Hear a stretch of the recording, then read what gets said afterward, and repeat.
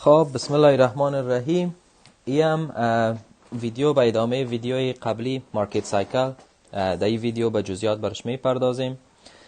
ویدیوی قبلی فقط یک تیوری از حلقه که مارکت ریپیتدلی یعنی تکرارا که انجام میده داشتیم یک تیوریشه، ولی در این ویدیو به همه محتوایش میپردازیم، چون که اول از این که شما مارکت بشناسین و چارت خوانده بتانین امیز. من هیچ چیز دیگر از ذهنم نامد که قبل از این شما یک چیز دیگر رو بفهمین تا ای که بتانین انالایز کنین مارکت و شروعش از این میجه میشه. و اگر نوت میگیرین، کسایی که نوت نمیگیرن توصیه میکنم که نوت بگیرین، و کسایی که فکر میکنین که از قبل میفهمین اینا را و اینا را یک چیزی است که شما وقت میفهمین، درست است که میفهمین، ولی بر شما مثلا یک توصیه دوستانه میکنم که هر چیزی را که تا فعلا اگر میخواین که مثلا موفق شوین و اگر میخواین که شما با مایندست که ما ترید میکنم و با یک مایندست پیش بریم، هر چیزی را که تا فعلا شما یاد گرفتین اونا را کنار بگذارین. سعی کنین که کنار بگذارین. معلوم دار که مثلا ذهن انسان مثل کامپیوتر نیست که بگیریش دلیت کنی و دلیت شوه و همونجا هسته و وقت هم میگیره تا او چیزا از سر شما حذف شوه. ولی امیال از اولش میخوایم یادآوری کنم که اگر شما تصویری هم از مارکت سایکل اینا داشتین، از شما میخوایم که همه چیز کنار بگذارین و بیاین با یک مایندست و خودتان کانفیوز نشین در لانگ ترم. نمیشه که شما یک ایدیا را از یک کس داشته باشین، با یک دید نگاه کنین در یک عنوان و از دیگه عنوان شما برین با مارکت از دیگه دید نگاه کنین. در لانگ ترم ای به ضرر شماست و شما را کانفیوز میکنه در آینده مارکت و امی ساب کانشس مایند شما نمیفهمه، درک میکنه ولی امرای خود کانفیوز میباشین و به یک تحلیل نمیرسین. به یک تحلیل و به یک دقت شما مارکت ترید انالایز کرده نمیتونین. و از این خاطر توصیه میکنم که هر چیزی هم که قبلا شما از این عنوان ایدیایی داشتین اونا را کنار گذاشته و بیاین که از اول فکر کنین، از صفر شروع میکنین. خب مارکت سایکل چیست؟ خب ما میخوایم که یک مثال بتم. خواستم که یک ویدیو را در اسلاید اد کنم ولی یک ویدیویی نه پیدا نشد که مثلا همه چیز چی کنه کور کنه، ولی ما میخوایم به شما یک تصور یا یک ایمیجینیشن از مارکت بر شما بتم. خب ایمیجینیشن ای رقمی با از مارکت به شما بتم که شما درک کنین که مارکت ها، کامپیوترها و الگوریتم ها چه رقم کار میکنه. بر شما واضح شد که مارکت ها توسط کامپیوترها و توسط آرتفیشال اینتلیجنت یا ربات ها هر تکش پایین و بالا میره و هر تکش ترسیم شده. خب ترسیم میشه هر ثانیه و از کندلای ماهانه گرفته تا کندلای یک ثانیه‌ای، تا هر تک یک ثانیه، کندلای یک دقیقه‌ای مارکت به یک نظم کار میکنه و ایده آرتفیشال اینتلیجنتی کار میکنه. برنامه و فرمول از اون انسانا برش دادن. انسانا به نظر به سایکولوژی یک انسان و سایکولوژی و حقیقت و فلسفه یک مارکت عادی، هر مارکت دیگه نظر به اوست فاندامنتالش. ولی داخل کامپیوترها این برنامه را برشان داده. بعد از او کارا را کامپیوترها پیش میبره و کامپلیکیت که مارکت شده به خاطر تایم فریمایز شده. خب و همین مثال من بر شما میتم که یک کم واضح شده. خب فرض مثال شما ایره نگاه کنین. الحمدلله کل ما و شما مثلا به خدا باور داریم و ای که شما از حجره گرفته همگی میفهمند که از حجره و از اتم، هسته یک اتم و اتم، الکترون، پروتون و هر چیز دیگه که در یک هسته است گرفته که همه چی در اهتزاز و در حرکت است تا ای که شما به بزرگترین چیزی که تا بال کشف نشده، پیدا نشده، مثلا کهکشانا تا بزرگترین مدارش که کسی نمیفهمه چی است و لیمیتش در کجاست، در یک نظم است و به یک نظم و به یک اصول میچرخه. خب فرض مثلا از حجره گرفته که از هسته گرفته که مثلا چندین تاش یک جا میشه، یک حجره ساخته میشه، از حجرات و تا بالاخره هم تو پیش میاییم و مثلا چند چیز دیگه که باز یک انسان درست میشه. از انسان بالاتر مثلا زمین است، از زمین بالاتر مدار زمین است که چند تا سیاره دیگه است و ببینین همه چیز در حرکت است. شما هر چیزی که در چشمتان میبینین، اگه بیجان است، جاندار است، دیوال است، اگه کامپیوتر است، اگه هر چیز دیگه که در پیشروی شما است، اگه حرکت نمیکنه شما نمیبینین ولی او داخل خودش در اهتزاز است و در حرکت است. خب به می شکل مارکت هم عین رقم است بچه ها. خب ما نمیخوایم که شما مثلا کسایی که یک ذره دین مثلا پابند بیخی و درست حسابی است، کال از مرا از گردنم بگیرین بگویید چطوری دو چیز با هم دیگه مقایسه کردی. این فقط به حیث یک مثال است که شما را ما یک تصور از مارکت بر شما بتم که مارکت اوورال در همه تایم فریم ها چه رقم کار میکنه. خب تانوس خلاص نشده. خب گوش کنیم. به این شکل فرض مثال شما ایره تصور کنین خب که تایم فریم یک ماه، مثلا ما بر شما پرایس میگم، ما بر شما پرایس اکشن میگم، ما بر شما پرایس مارکت میگم، در ذهن شما چی میآید؟ خب پرایس در اینجاست. خب یا پرایس ای کار کرد، در ذهن شما چی میآید؟ پرایس ای کار کرد. مثلا در ذهن شما تایم فریم 15 دقیقه‌ای میآید، آیا نیم ساعته میآید، آیا تایم فریم یک ساعته میآید، یک دقیقه‌ای میآید، چی میآید در ذهن شما؟ خب هر کس هر تصور خود داره. ولی پرایس که وقتی گفته میشه، وقتی که انالایز گفته میشه، وقتی که از یک پترن حرف زده میشه، همگیش باید ذهن شما و مایند شما در آخرین نقطه مارکت باشه. فعلا اینمی ثانیه مارکت در کجاست؟ خب دی باید فکرتان باشه. فعلا در مارکت در اینمی آخرین لحظه چی درست کرده؟ ای که در کدام تایم فریم او گپ بعدی است.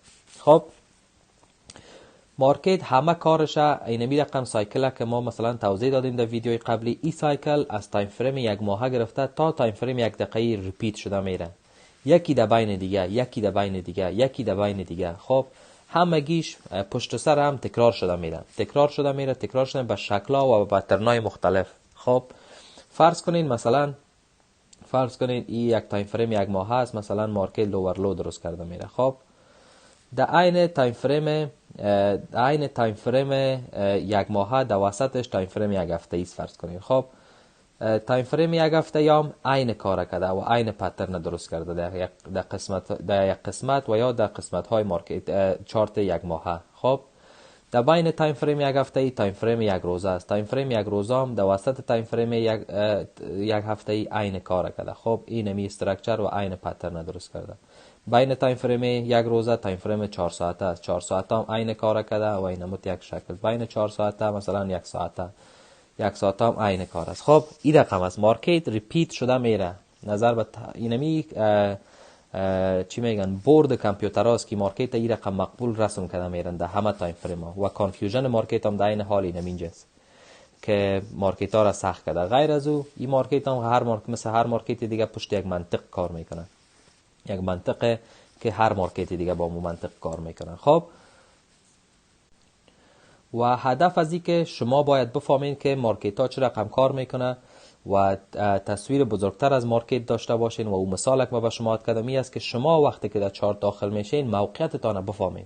شما در کجای چارت هستین، در کجای مارکت هستین فعلا. خب شما در کجای مارکت هستین، باز وقتی که جایتان پیدا کردین باز سایکلتان پیدا میکنین. ما در کدام سایکلش هستم، باز سایکلتان پیدا کردین شما چی میکنین؟ این تریتان پیدا میکنین. این تریتان پیدا کردین چی میکنین؟ تارگتتان پیدا میکنین، استاپ روزتان پیدا میکنین. خب همه اینا با یکی دیگه ربط داره. وی آیستا آیستا اینا میخانیک نکنین. اگر من سخت توصیه میکنم که شما نوت بگیرین و نوت داشته باشین پیشتان، چون ذهن انسان هر چیز به یاد نمی داشته باشه. وقتی که شما یک نوت میگیرین او تریگر میکنه به برین شما، سریع همون حرفی که ما گفتیم و حرفی که شما درک کردین در می لحظه دا این دام اگر شما نوتتان سر بزنین بر شما میرسه. بر صورت خب ما این دو مثال عکس لفت آوردیم، الیویتر. خب این عکس لفت شما نگاه کنین.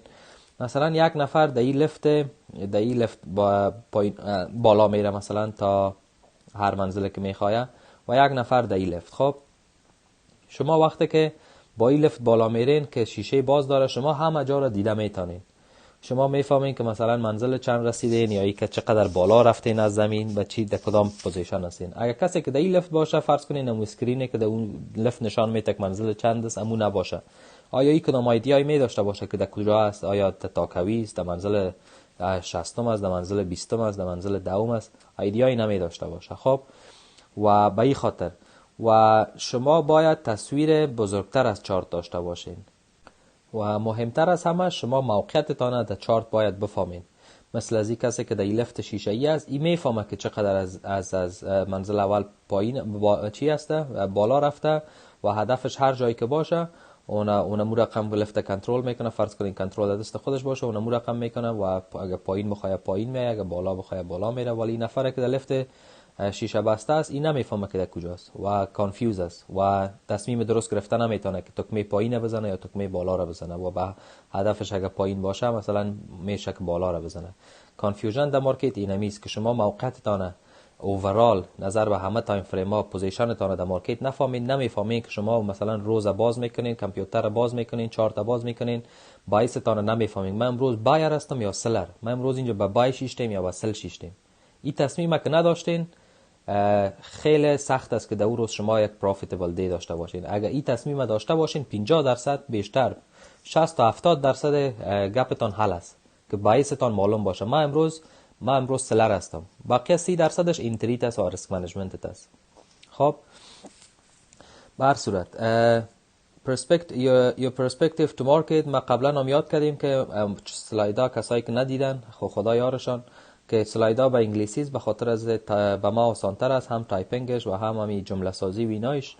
و بازم اگر کسی ترجمه میته که فارسی باشه بازم یادآوری کنین، چوبتان نگیرین، شاید یک کارش کنیم اگه تعداد بچه‌ها زیاد بود. خب your perspective to market. خب دیدگاه شما به مارکت. شما باید یک تصویر بزرگتر از چارت داشته باشین. قسمی که من یک مثال بسیار بزرگ دادم که مثلا تکنیکلی ارتباط نداشت ولی به حساب ایمیجینیشن و اینا یک ارتباط برش قایم کردیم ما شما. خب شما باید یک تصویر بزرگتر از چارت داشته باشین. چارت وسط چارت نمی رقم که در اون مثال که رسم کردم که گفتم که یک هفته‌ای در بین یک ماه و اینا، شما این همون یک مثال باید در ذهنتان داشته باشین که یک تایم فریم در وسط دیگه تایم فریم در دیگه تایم فریم در دیگه تایم فریم تا که شما همون فیلتر کرده برین تا که نقطه خودتان پیدا کنین در هر تایم فریم که قابل ترید به شما است.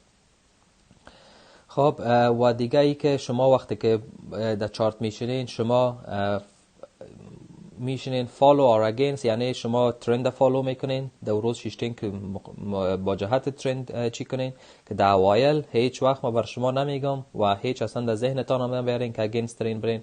باز روزایش میرسه که شما مثلا داینده بخیر که سر خود حاکم شدین، شما میتونین مخالف ترندم شما ترید بگیرین. مثلا شما یک روز بسیار بزرگ داشتین، مثلا یک نیوز خبر خیلی رنج مارکت مثلا خیلی بالا برده، مثلا هر کندل یک ساعته فرض مثال مثلا 100 پپ است یا مثلا 80 پپ است و مارکت خیلی بسیار بالا رفته، شما مثلا در این روز در آینده حال نه بچه. خب مثلا اجازه از این دارین که پول بک از این پس بگیرین، میفهمین که مارکت تا این قسمت ها پس پول بک میزنه و از این قسمت پس میخواه بالا بره. ولی در حال شما در سلاید بعدی میبینین که وظیفه شما چیست. هیچ وقت اگینست ترند شما نمیرید و شما باید بفهمین روزتانه که ترند کدام طرف است و ما در کجایش هستم و از کجایش میخوایم داخل شم. با یارسل هم همو support and resistance in small time frame. خب سپورت رزिस्टنت تایم فریم های کوچک شما باید بفهمین که مارکت از سپورت بالا رفته، از سپورت ریجکت شده، سپورت شکستانده، مو رزिस्टنت و سپورت و ارتباطش شما میفهمین از دیدگاه ما سپورت رزिस्टنت چیست. ولی سپورت رزिस्टنت که وقتی شما در چارت میشینید خیلی مهم است که شما بفهمین که مارکت آیا تانوز سپورتش سر جایش است یا شکسته، آیا مارکت از های که مثلا لندن درست کرده نیویورک فعلا باز شده، آیا مارکت از او های که لندن درست کرده پایین ترید میشه یا بالای از او ترید میشه. پرایس فعلا در پایین از او های لندن است یا در بالای از او های لندن است. این چیزا نظر به هر چارت فرق داره، در آینده در کلش میریم. خب ولی اینو درک کنید. ترید انتری تان شما درک میکنین در وقت که مثلا در وقتی direct فهمیدین موقعیت شما در کجاست، پوزیشن شما در چارت در کجاست، شما تارگتتان معلوم شد و تارگت قبل از انتری بچا تارگت معلوم میشه. خب این مثلا به بعضیا درک کردنش سخت است. شما قبل از اینکه انتری تان میگیرین تارگت معلوم میشه. به چی خاطر؟ شما در لباس یک تریدر 3 نفر هستین. خب در لباس شما اسمتان تریدر است، شما باید 3 شخص باشین. شما اول انالایزر هستین. خب شما اول انالایزر هستین، مارکت انالایز میکنین. وظیفه انالایزر چیست؟ که انالایزر میگه که مارکت پرایس در اینجا است، نکست استاپ اینجا است، مارکت باید تا اینجا بره.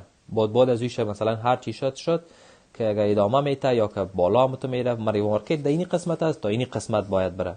شما کی انالایز کردین یعنی چی؟ یعنی تارگت شما معلوم شد. خب مارکت در اینجا است، تا اینجا میره. شما اول تارگت معلوم میکنین نظر به یک تریدر. خب اینتری اول معلوم نمیشه، مارکت تا این قسمت بره. بعد از شما یک اکسیکیوتر هستین، شما اکسیکیوت میکنین تریدتان و نظر به انالایز که کردین اینتری میگیرین.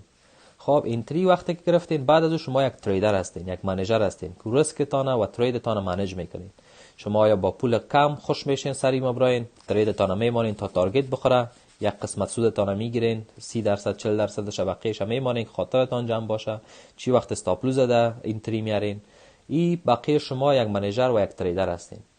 پس تریدینگ تری و اینا خیلی مهم است و تارگت شما. و هایر تایم فریم کندل لوک. خب ما ایره فعلا نوشته کردیم، ولی یکی از چیزایی است که در آخرین ویدیوها که در خیلی مثلا 2 ماه بعد شاید یا 1 ماه 2 ماه بعد که در آخرین ویدیو وقتی که میرسیم سری چیزا گپ میزنیم، در اوایل سر کندل لوک اینا گپ نمیزنیم.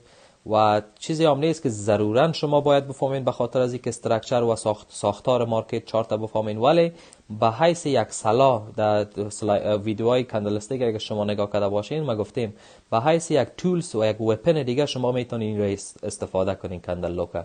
چون کندلا وقتی و ای با این نمیشه که شما برین مثلا ویدیو یوتیوب ببینین و کندلا را که به شما کشیده یا هر کس که هر قواره کندلا کشیده ای کندل تو میشه بعد از این باز کندل دومیشی رقم نه. ای همگیش با تجربه و چشم پختگی خودتان میشه. شما چقدر کندلا را نگاه کردین و شما چقدر تجربه دیدن چارت دارین و کندلا را دارین. خب هایر تایم فریم کندل مهم است خیلی. مثلا کندل روزانه قوارش چه رقم است و شما مثلا غیر از اینکه استراکچر هم میفهمین که تارگت در کجاست، اونمو روزش هم میتونین که گس کنین. به خاطر از اینکه شما شاید نظر به روزانه بفهمین که تارگت کندل در اونجاست، ولی روز بعدی را شما نمیفهمین که کندلش کانسولیدیت میکنه، شاید روز کانسولیدیشن باشه اون روز، شاید فردایش هم کانسولیدیت کنه، شاید فردایش هم بره یکم بالا پول بک بزنه باز بره پایین در اون تارگتی که شما سنجیدین. خب به این خاطر ایران ما در اینجا عد کردم که مثلا یکی از چیزایی باشه که شامل دیدگاهتان به مارکت باشه، شامل